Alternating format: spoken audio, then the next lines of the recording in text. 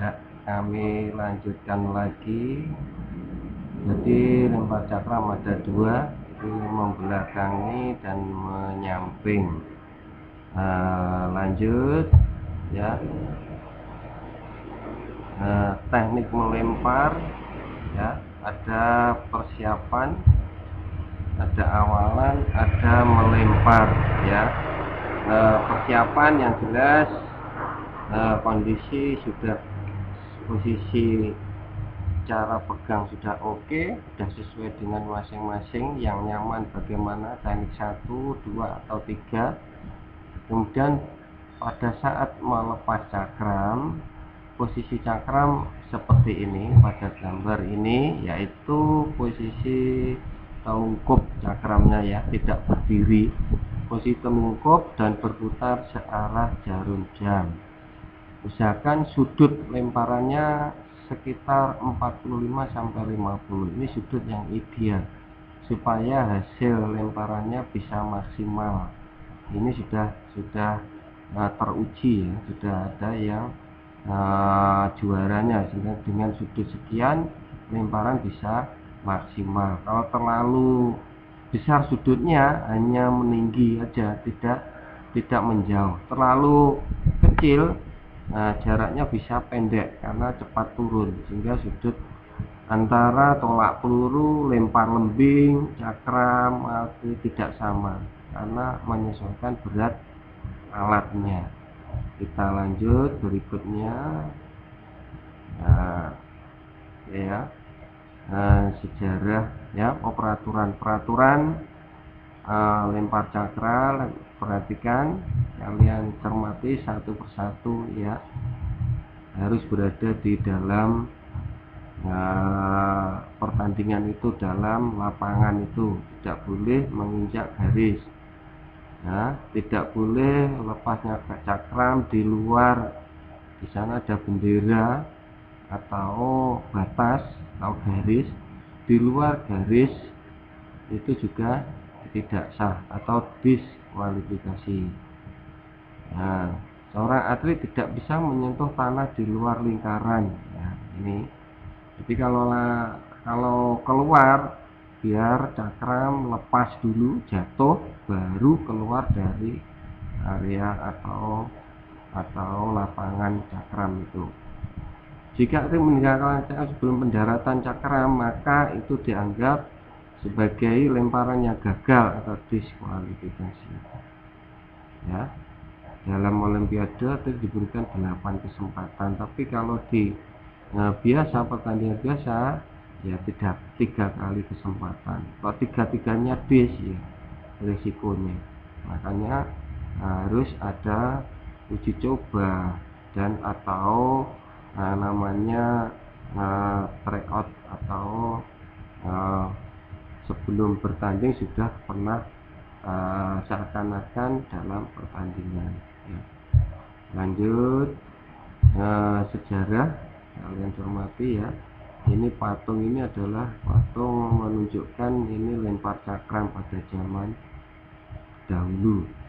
Kalian cermati. Kita melanjutkan lempar lembing setelah itu ya. Patung ini namanya patung Miron Discobulus ya, Miron Discobulus.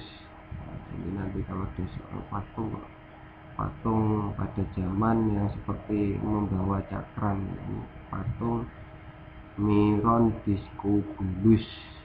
Nah, kita lanjutkan. Berikut sudah selesai cakram. Kalau ada pertanyaan, catat di buku kalian, langsung tanyakan lewat WA atau MS Team ya. Berikutnya adalah lempar lembing supaya lebih cepat ya, materinya bisa lebih cepat. Kalian lembing sudah tahu ya, seperti bambu runcing itu ya. Sarananya apa, lapangannya bagaimana, kita perhatikan ya, lapangan dan alat ya. Lapangannya ya semuanya karena track dan field, berarti ini masuk di field ya, lapangan. Kalau track itu lari, kalau field itu lapangan. Ingat ya, track and field. track itu di lari sprint yang punya lintasan itu namanya track. Kalau field itu lapangan, bisa lapangan sepak bola, bisa lapangan cakram, lapangan peluru dan sebagainya. Ukuran lapangan untuk lempar lembing lebarnya 4 meter, panjang awalnya berarti 30-37 meter. Jadi lembing itu lari dulu baru melepaskan. Sudut sektornya, sektor lapangan itu adalah 30 derajat. Ya, kita lihat nanti di gambarnya bagaimana gambarnya bentuknya.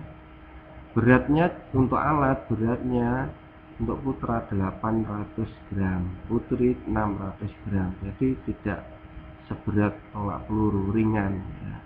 Panjangnya putra 260 sampai 280, putri 280 sampai 230 ya sentimeter. Itu ada lilitan ya, lilitan itu untuk memegang lembing. Jadi tangan itu harus menyentuh lilitan. Kita perhatikan bentuknya lembing seperti ini lilitan ya, ada di tengah ini untuk memegang. Beratnya kalian perhatikan, lapangannya kalian perhatikan. Oke ya, kita lanjut. Berikutnya adalah cara memegang. Ada 3 cara ya, pilih mana yang sesuai dengan tangan kalian atau kesukaan atau kenyamanan. Amerika, Finlandia atau tang ya. Amerika yang bagaimana bentuknya seperti ini, ibu jari dan jari telunjuk, ibu jari lurus, jari telunjuk melingkar, yang lainnya melingkar sesuai dengan kondisi tangan ya. Lilitan berada tepat di tengah agak atas, jadi telunjuk dan ibu jari itu agak atasnya sedikit di lilitannya ini lilitan, telunjuknya ini, ibu jarinya seperti ini. Perhatikan, ini berarti cara Amerika ya, mudah ya. Tinggal prakteknya nanti kita bersama-sama di lapangan. Finlandia. Nah, ini namanya Finlandia, mungkin orang Finlandia sana yang pertama menemukan dan menjuarai. Biasanya itu ditemukan dengan cara yang lain tapi juara, maka itu dipakai untuk teori. Itu biasanya di olahraga seperti itu. Seperti lompat tinggi. Yang terakhir adalah menggunakan gaya flop ya. Straddle kalah dengan gaya flop karena ya atletnya adalah Fosbury Flop, sehingga namanya juga gaya flop ya. Itu seperti itu sejarahnya. Jadi olahraga selalu berkembang mengikuti atlet yang berprestasi biasanya itu ya. Kemudian ini gaya cara Finlandia, ini kesukaan saya ya. Saya juga dulu pernah jadi ya atlet lempar lembing ya. Ini gaya Finlandia, telunjuknya agak lurus ya.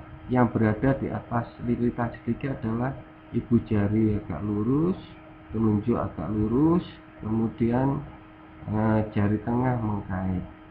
Nah, ini Finlandia. Ini kesukaan saya ya. Silakan pakai mana yang nyaman. Yang terakhir adalah pegangan tang. Ini menjepit, namanya tang, menjepit antara jari tengah dan telunjuk, menjepit itu pegangan tang. Ini sudah jarang dipakai ya. Nah, kenapa jarang dipakai? Memakai ini tidak menjuarai, biasanya seperti itu ya. Ini hanya teori, kalian mana yang cocok silahkan memilih. Nah, lanjut adalah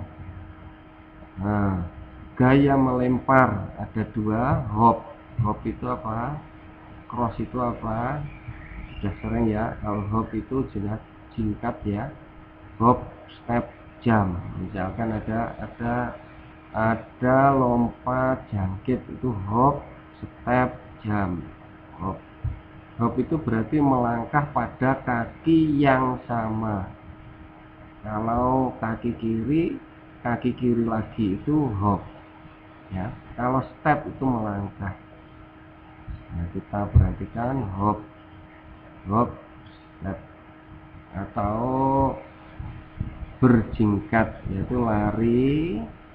Ya, kalian deskripsinya bisa dibaca pelan-pelan, pegang di atas bahu lembingnya, lari karena awalannya ada 30 meter ya, lari, kemudian mendekati agak cepat, kemudian agak miring, kemudian menjingkatkan kaki. Kalau ini kaki kiri di depan gambar ini, jadi tidak ada silangnya ya, langsung jingkat. Jadi kaki kiri kanan tidak menyilang berkali-kali, tapi langsung menjingkat. Ini gaya hop step ya. Yang kedua cross step ya, cross step silang. Jadi lari ada waktu silang, berapa silang nanti tergantung dari kenyamanan kalian, perlu dicoba berkali-kali ya.